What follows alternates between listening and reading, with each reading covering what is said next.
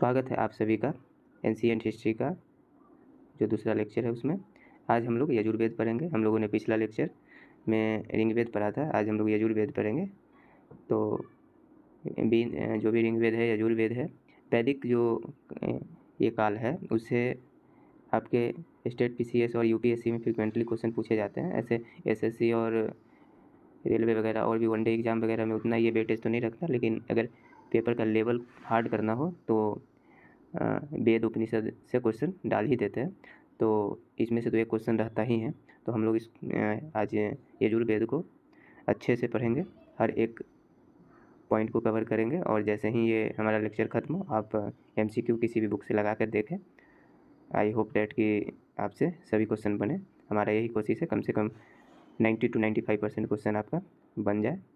ठीक है, तो आज हम लोग स्टार्ट करते हैं यजुर्वेद। तो यजुर्वेद जो है आपका दूसरा वेद है। जो चारों वेद में इसका जो नंबर है, दूसरा नंबर पे आता है ये यजुर्वेद। मुख्यतः यह यज्ञ रिलेटेड कर्मकांड से संबंधित मंत्रों का संग्रह होता है। आपसे ये क्वेश्चन अगर पूछा जाए तो यह मुख्यतः यज्ञ का जो ये कर्मकांड होता है उससे रिलेटेड जो भी मंत्र है उसका ये संग्रह है। इसमें जो यजु आप देख रहे हो, यजु का जो अर्थ होता है बलि या एवं यज्ञ, बलिदान एवं यज्ञ होता है यजु का अर्थ।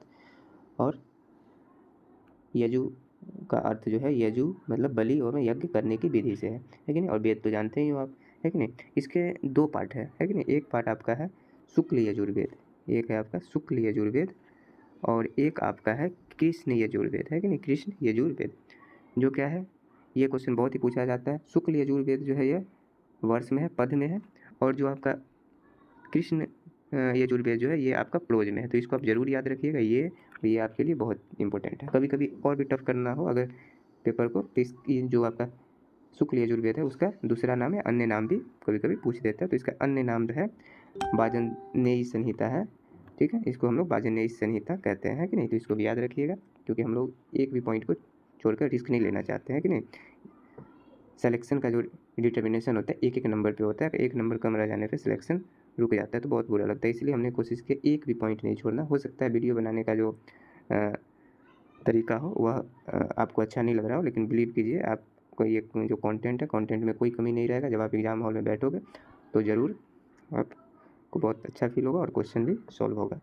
तो इस विश्वास के साथ इसको आप देखिए, क्योंकि अभी हमारा भी थोड़ा सा स्टार्टिंग फेज है, हो सकता है कोई मिस्टेक वगैरह हो जाता हो तो आप कमेंट बॉक्स में बताइएगा। और आप लोग अपना सपोर्ट बनाए रहिए, क्योंकि जब तक आप लोग अपना सपोर्ट नहीं बनाएंगे तब तक हमें डीप रिसर्च करने में मोटिवेशन नहीं होगी। अगर आप अच्छे से सपोर्ट करोगे तो हम भी अच्छे से रिसर्च करके आपके लिए कंटेंट लाएंगे। इतना ही रिसर्च करने में बहुत मेहनत आता है। ठीक है, तो थैंक यू। और हमारे यूट्यूब जो चैनल है उसको लाइक, शेयर और सब्सक्राइब ज़रूर कीजिएगा। चलिए हम लोग आगे पढ़ते हैं। तो यजुर्वेद का जो ये पार्ट है उसमें मुख्यतः 4 पार्ट है। एक आपका कंठक है, ठीक है, दूसरा मैत्रायनी है, और तीसरा कपिष्ठला है, और चौथा तैत्तिरीय है। कंठक जो है उत्तर पश्चिम भारत में प्रचलित था, ठीक है। मैत्रायनी में इसके मंत्रों में दार्शनिक विचारों की प्रचुरता है, इसको आप याद रखेंगे। कपिष्ठल जो है भारत की सबसे प्राचीन मानी जाने वाली शाखा है। किसी एग्जाम में इसको पे पूछा गया था। तो कपिष्ठल क्या है, सबसे पुरानी मानी जाने वाली शाखा है किसका, यजुर्वेद का। यजुर्वेद के जो गद्य पाठ है कृष्ण यजुर्वेद उसका, ठीक है।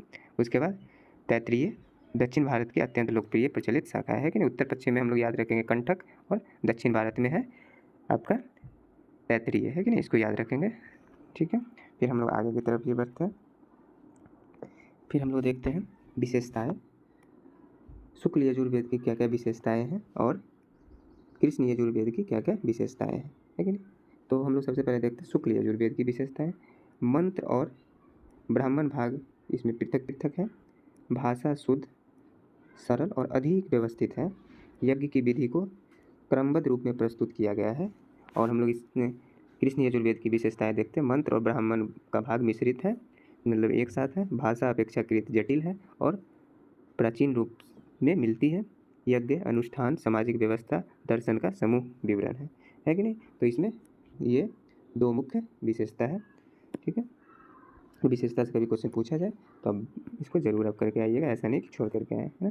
चलिए, कभी कभी स्टेटमेंट बेस्ड क्वेश्चन बना करके पूछ दिया जाता है, तो फिर आप लोग फंस जाएंगे। मैं नहीं चाहता जो आप लोग फंसे, ठीक है। यजुर्वेद के अध्ययन जो है किन किन क्षेत्रों में सहायक है, ठीक है। तो यजुर्वेद का जो अध्ययन है किन क्षेत्रों में सहायक है, तो हम लोग देखते हैं धर्म और कर्मकांड है उसमें सहायक है, इतिहास एवं संस्कृति में सहायक है, राजनीति एवं प्रशासन व्यवस्था में सहायक है, सोशल स्ट्रक्चर जो है सामाजिक व्यवस्था उसमें सहायक है, अर्थशास्त्र एवं कृषि में भी सहायक है, ठीक है। मुख्य अंतर जो हम लोग देख लेते हैं शुक्ल और कृष्ण यजुर्वेद में, रूप में जो रूप के आधार पर जो अंतर है, ये शुक्ल यजुर्वेद आपका पद में है और कृष्ण यजुर्वेद जो है गद्य में है कि नहीं। अब हम लोग अंतर का आधार on the basis of structure पे देखेंगे, संरचना के आधार पर। मंत्र और ब्राह्मण भाग पृथक पृथक है, मैंने ऊपर भी हम लोगों ने देखा था। भाषा इसमें शुद्ध और सरल है और व्यवस्थित है। इसमें का जो शाखाएं में मध्याधीन और काण्व शाखा है, इसमें जो है कंठक, मैत्रायनी, कपिष्ठल और तैत्रीय शाखा है। तो इसको याद रखिएगा, इससे क्वेश्चन पूछा जाता है, पूछा जाएगा। शाखाएं कौन कौन है, इस शुक्ल यजुर्वेद की शाखाएं कौन कौन है और कंठक यजुर्वेद की शाखाएं कौन कौन है, ठीक है। अब हम लोग रिवीजन कर लेते हैं। यजु का मतलब होता है बलिदान या यज्ञ। यजुर्वेद यज्ञ की विधि और कर्म कांड के मंत्र से संबंधित है। शुक्ल यजुर्वेद पद्य में है, ठीक है। इसका जो शाखाएं हैं मध्यांदिन है और ये काश्व है, और जो आपका शुक्ल यजुर्वेद है इसका कंठक, मैत्रायनी और कपिष्ठल है। इसको आप याद रखिएगा। Thank you. तो अब देखेंगे यजुर्वेद की जो मुख्य शाखाएं हैं एवं उनकी विशेषताएं हैं उसको भी हम लोग देखेंगे। जैसे यजुर्वेद का जो ब्राह्मण ग्रंथ है वह क्या है, शतपथ ब्राह्मण। यह जो है उप शाखा किसका है, शुक्ल का है। ये मतलब इसका जो कंपाइलर है महर्षि याग्लव्य, ये याग्लव्य है कि नहीं। तो इसको याद रखिएगा। ब्राह्मण ग्रंथ जो है यजुर्वेद का जो ब्राह्मण ग्रंथ है शतपथ ब्राह्मण है, ठीक है। आरण्यक जो है, आरण्यक बृहद आरण्यक है जो शुक्ल यजुर्वेद का पाठ है। शतपथ है, तैत्रीय है, मैत्रायनी है जो हम लोगों ने पीछे भी देखा था। इसका उपवेद याद रखिएगा, हमेशा पूछा जाता है। इसका उपवेद धनुर्वेद है।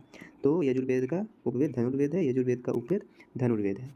अब हम लोग देखते हैं, इसको लघु वेद भी कहा गया। ब्राह्मण ग्रंथ जो है शतपथ ब्राह्मण को लघु वेद कहा गया है। मतलब कई बार क्वेश्चन पूछ लिया जाता है लघु वेद किसको कहा गया है, तो यजुर्वेद के जो ब्राह्मण ग्रंथ जो है शतपथ ब्राह्मण उसको लघु वेद कहा गया। सबसे विस्तृत, प्रामाणिक और प्राचीन ब्राह्मण ग्रंथ है।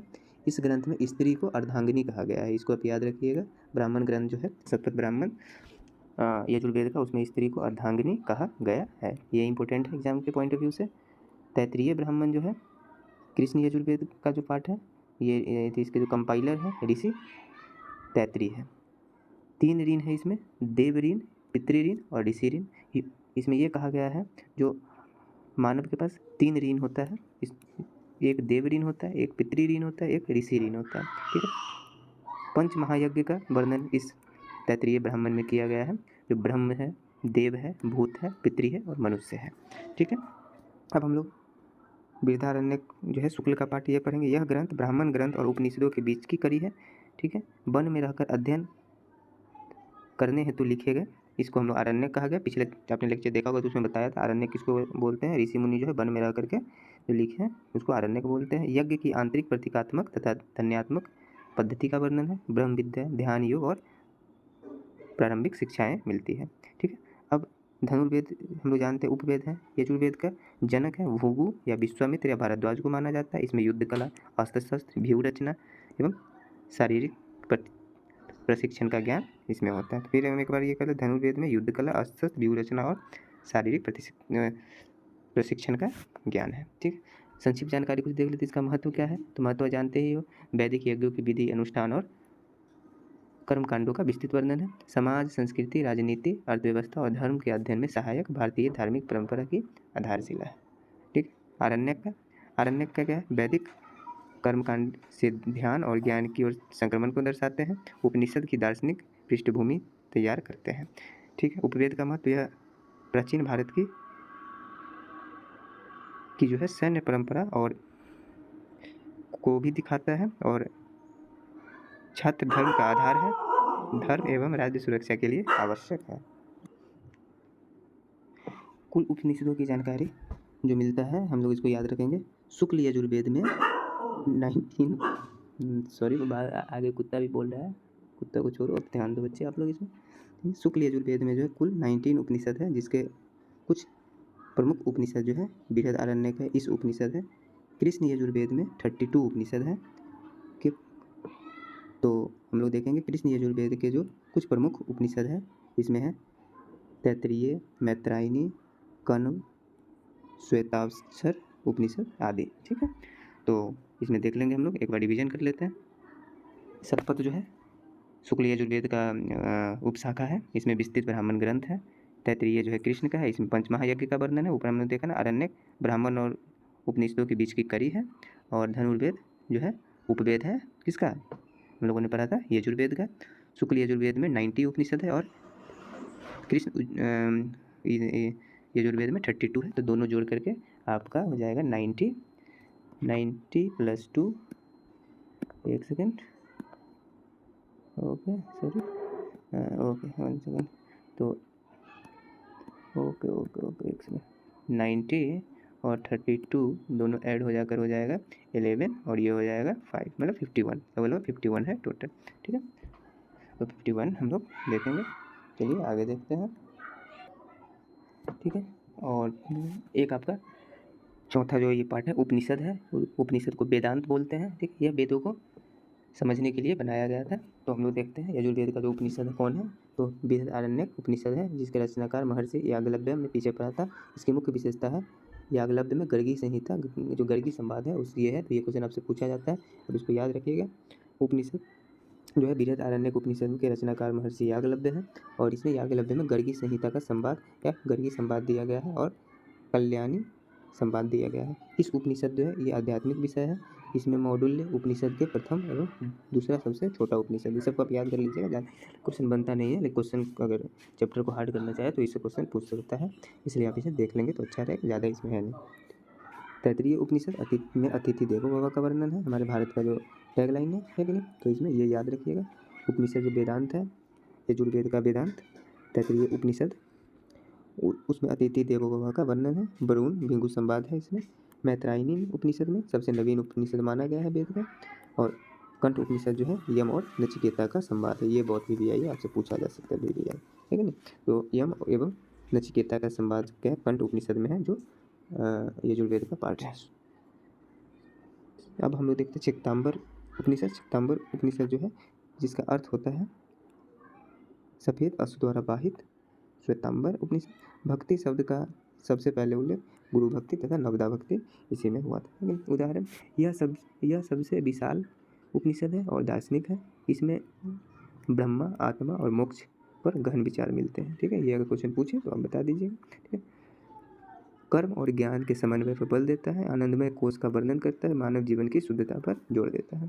ठीक, मैत्रायणी में देखते हैं योग और ध्यान आत्मा महिमा पर प्रकाश है, और आत्मा अमरता और जीवन मृत्यु का रहस्य इसमें दिया गया है। भक्ति मार्ग, महिमा और नवदा भक्ति का वर्णन है।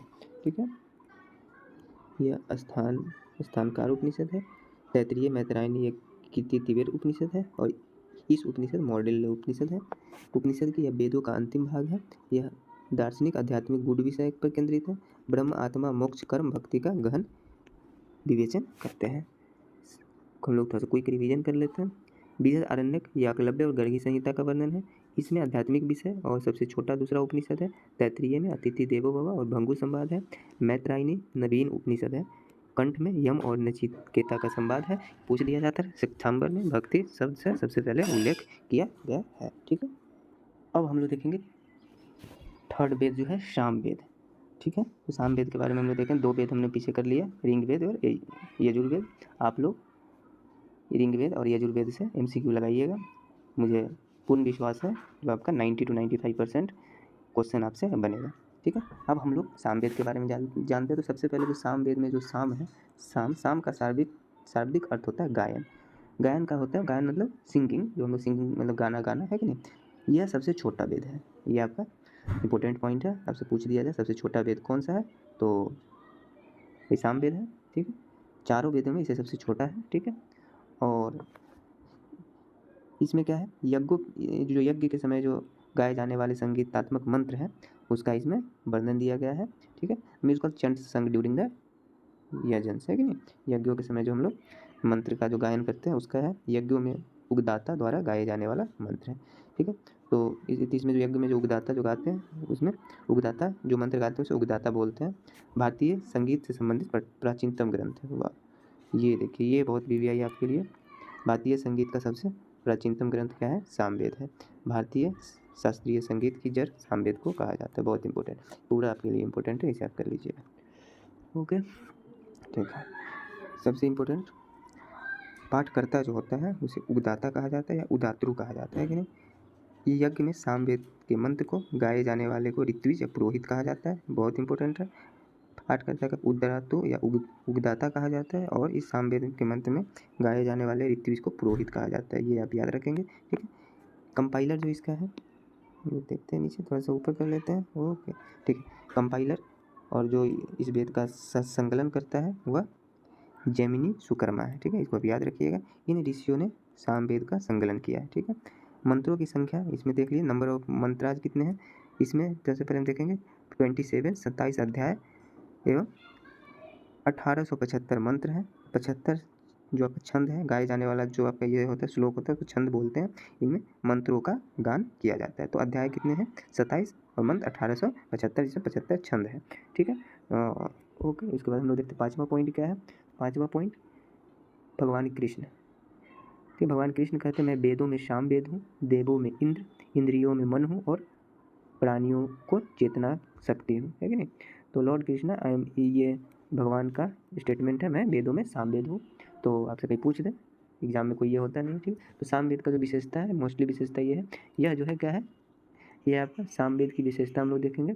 यह वेद मुख्यतः गान संगीत के रूप में है। इसमें गाए जाने वाले ऋचाओं का जो संकलन है इसको है। यज्ञों में गाए जाने वाला मंत्र का संग्रह है। यह भारतीय राष्ट्र का आधारशिला है। ये बहुत ही इंपॉर्टेंट है, ये वाला लाइन, अब इसको जरूर देख लीजिएगा, ठीक है। चलिए हम लोग फिर आ जाते हैं अपने उसमें, जूम कर दिया था थोड़ा, तो अब हम लोग देखते हैं पॉइंट 6 शाखाएँ। अब हम लोग देखते हैं सामवेद की शाखाएँ, क्योंकि हम जानते हैं सबसे छोटा वेद है तो शाखाएँ भी कम होगा। इसके ब्रांचेस 3 हैं, ठीक है, इसके ब्रांचेस 3 हैं, आप याद रखिएगा, मूलतः 1000 है, ठीक है। एक है आपका कौथुम संहिता, जो सबसे प्रचलित शाखा है, यह उत्तर भारत में प्रचलित था। रामायणी संहिता मध्य भारत और राजस्थान में प्रचलित था। जैमिनीय संहिता दक्षिण भारत में प्रचलित था, ठीक है। इसका एक और नाम है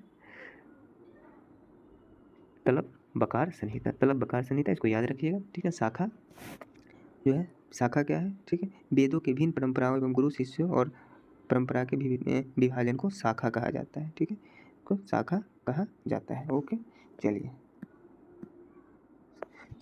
तो हम लोग देखते हैं सामवेद के जो ब्राह्मण ग्रंथ है, आरण्यक है, उपनिषद है और उपवेद है, ठीक है। तो हम लोग इस पर थोड़ा सा देख लेते हैं। सामवेद के जो ब्राह्मण ग्रंथ है उसकी संख्या 8 है, तो कुछ इस प्रकार है। पंचविश, जिसे हम लोग क्या कहते हैं, तांडव या महाब्राह्मण है, ठीक। एक है षड्विंश या अद्वैत, एक है जैमिनीय या तलवकार, है कि नहीं। तो हम लोग इसको देखते हैं, पंचविश तांडव या महाब्राह्मण को आचार्य तांडव द्वारा ये लिखित है, ठीक है। शतपथ ब्राह्मण के बाद सबसे बड़ा ग्रंथ है ये ब्राह्मण ग्रंथ जो है। विषय इसमें सोमयज्ञ और इंद्र के वाणी का उपनिषद वर्णन करती है। ये सोमदेव और प्लस इंद्रदेव का जो वाणी है उसका वर्णन कौन करता है, ये सामवेद का ब्राह्मण ग्रंथ पंचविश तांडव या महाब्राह्मण, ठीक है। षड्विश या अद्वैत जो ब्राह्मण ग्रंथ है उसमें अकाल, भूकंप, जादू टोना आदि का वर्णन है, ठीक है। सब लाइन आपके लिए इंपॉर्टेंट है, एग्जाम में हम लोग ऐसे नहीं पढ़ेंगे। जैमिनीय जो है इसके रचयिता देव व्यास है, किसी से जैमिनी, और जैमिनी के शिष्य तलवकार है, इसलिए इसे हम लोग क्या बोलते हैं, जैमिनीय या तलवकार संहिता या ब्राह्मण ग्रंथ, है ना। अब हम लोग आरण्यक देखते हैं।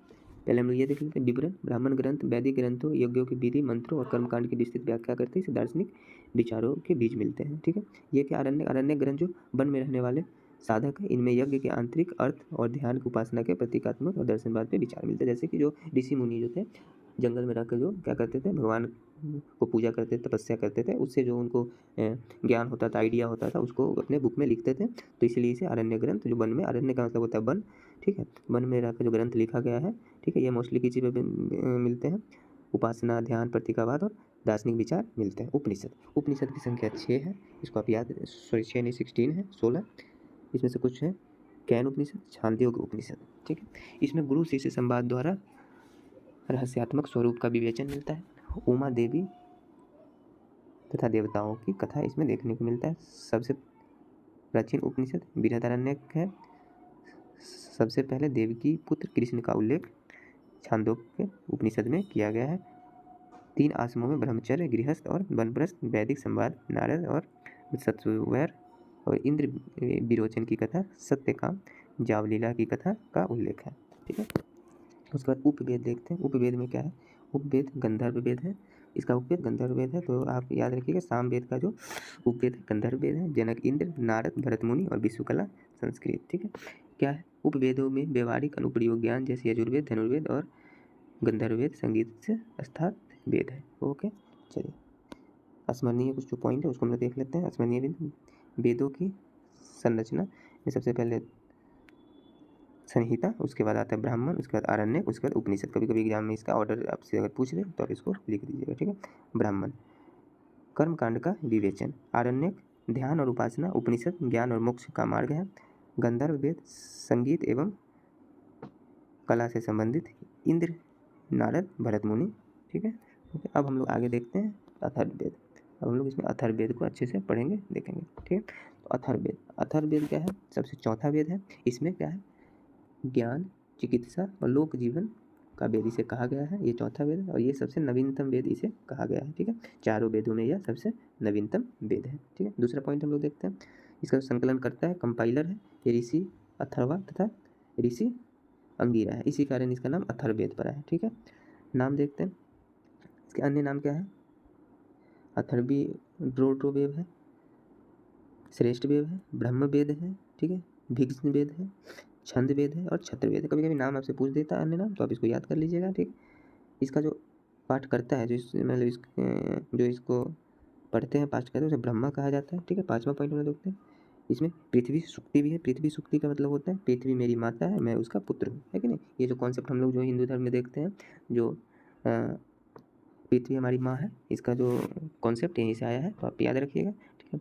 तो आपसे पूछा जा सकता है पृथ्वी सूक्त क्या है, उसके अगर आपको लिख कर दे दे स्टेटमेंट, या स्टेटमेंट पृथ्वी सूक्त के लिए निम्नलिखित में से कौन सा स्टेटमेंट सही है, तो पृथ्वी मेरी माता, मैं उसका पुत्र हूँ, यह स्टेटमेंट, या कैसे भी घुमा करके पूछे आप इसमें देख लेंगे। ओके, चलिए, यह अथर्ववेद का कुछ महत्व है यहाँ दिया हुआ। यह वेद जीवन के व्यवहारिक पक्ष से संबंधित है। इसे धर्म के साथ लौकिक जीवन और विभिन्न पहलुओं और वैज्ञानिक दृष्टिकोण मिलता है। इसे ब्रह्म विद्या का भंडार भी कहा जाता है। विषय वस्तु इसमें देखते क्या है? जादू टोना, तंत्र मंत्र, शल्य क्रिया, औषधि विज्ञान, लौकिक जीवन है, ठीक है। मैजिक है, तंत्र मंत्र, सर्जरी, मेडिसिन और सेकुलर लाइफ जो है ये है, ठीक। इसमें 20 कांड है, कांड मतलब अध्याय, और 730 सूक्त है और 5987 मंत्र है। हाँ, ये बहुत ही मतलब भी आई है। अथर्ववेद में सभा और समिति को प्रजापति की 2 पुत्रियां कहा गया है, ठीक है। 2 डॉटर्स ऑफ प्रजापति, सभा और समिति को कहा गया है। ये बहुत भी आई है, भी आई है कि नहीं। चलिए, शाखा ब्रांचेस में क्या? सौनकीय है, जिसके कंपाइलर या लिखने वाला सौनक ऋषि है, और एक है पेपलादी, जो पेपलाद ऋषि द्वारा संकलन किया गया है, ठीक है। अब हम लोग देखते हैं कुरु वंश के जो संस्थापक परीक्षित का भी इसमें वर्णन मिलता है, तो आप इसको याद कर लीजिए। अथर्ववेद का ये इसमें क्या है देख लीजिए, ठीक। थोड़ा सा हम देख लेते हैं संक्षेप में अथर्ववेद के बारे में। सबसे नवीन वेद है, आपने देख लिया, ऋषि अथर्वा और अंगिरा द्वारा संकलित है। लौकिक जीवन के सभी पहलुओं का वर्णन है। इसमें चिकित्सा, मंत्र तंत्र, शैल्य क्रिया, यजुर्वेद ज्ञान है। सभा और समिति की प्रजापति की 2 पुत्रियां किस वेद में कहा गया है? तो अथर्ववेद अथर्ववेद में, हाँ। और कुरु वंश के महान शासक जो है परीक्षित, उसका भी वर्णन मिलता है। पृथ्वी सूक्त में प्रकृति के प्रति प्रेम और दयाभाव दिखाया गया, जो कौन सा है? आपके अथर्ववेद में है। जल्द ही मैं MCQ का ये लाऊंगा लेक्चर, और उससे आप लोग प्रैक्टिस कर सकते हैं। वैसे आप लोग के पास जो भी रिसोर्स है उससे आप कीजिएगा प्रैक्टिस। हमारा यही होप है और हर दिल इच्छा भी है, जो आप लोग सफल हो एग्ज़ाम में। और हम जो भी कंटेंट हो सकता है बहुत मेहनत करना पड़ता है, बहुत मेहनत करके रिसोर्स को जुटाना पड़ता है, बहुत सारी बुकों को देखना पड़ता है, पढ़ना पड़ता है। फिर उसमें से हम लोग डिफरेंट नोट्स वगैरह हम लोग रीड करते हैं। फिर उसमें से जो ज्ञान की बातें हो सकता है जो एग्ज़ाम में पूछा गया है फिर उसको हम लोग अपने नोट में, और मैं और जो हमारी टीम है वह वो तो उसको रीड करके समझ करके एनालिसिस करके नोट में लिखा जाता है। फिर हम आपके सामने आकर इसको रिप्रेजेंट करते हैं, ठीक है। तो इसमें बहुत मेहनत लगता है, इसके लिए आप अपना सपोर्ट बनाए रहिए। हो सकता है अभी मेरा स्टार्टिंग पीरियड है, थोड़ा सा कुछ इसमें डू एंड फॉल्स हो सकता है हमारे बोलने का जो कला है या बहुत सारी ये हो सकता है कमियाँ, लेकिन आप विश्वास रखिए कंटेंट में कहीं से कोई कमी नहीं है, ठीक है। और जो अगर कंटेंट में कहीं पे गलत है या सही है उसको आप हमें बता दीजिएगा ताकि मैं उसको सही कर दूँ, ठीक है। लेकिन हमारा एक ही कोशिश है जो आप लोग को एग्ज़ाम में अच्छा से अच्छा आप लोग परफॉर्म करें, और हमारे लिए यही है। और इस सीरीज़ के बारे में अगर आपको अच्छा लगता है तो आप अपने दोस्तों से भी बताएं, और हमारे यूट्यूब जो चैनल है उसको लाइक करें, शेयर करें और सब्सक्राइब कर दें। और नोट का PDF चाहिए तो आप कमेंट बॉक्स में आप अपना ईमेल या व्हाट्सएप नंबर लिखिए, मैं उस पर सेंड कर दूँगा, ठीक है। वैसे मैं जल्द ही टेलीग्राम का जो ये चैनल है मैं बनाऊँगा, इसके लिए कम से कम 1000 जो है हमारे चैनल पे सब्सक्राइबर हो जाएगा तो मैं उसी दिन टेलीग्राम चैनल को रिलीज़ कर दूँगा। फिर उसके बाद जितने सारे नोट आपको उसी चैनल पे मिलेंगे। Thank you. अब अभी के लिए बाय बाय, फिर कल मिलेंगे अगले लेक्चर में। जय हिंद, जय भारत।